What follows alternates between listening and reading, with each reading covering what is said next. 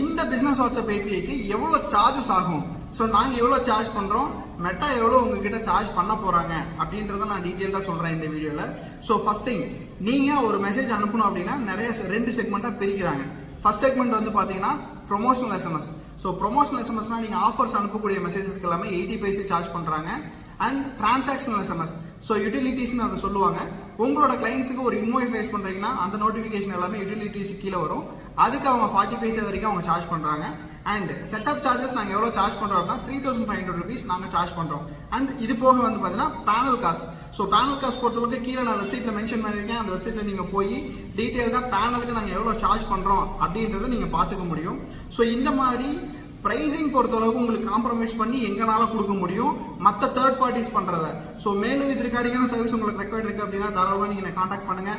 I am Uma Shankar from FA craft. We don't sell what we have, we create what you want.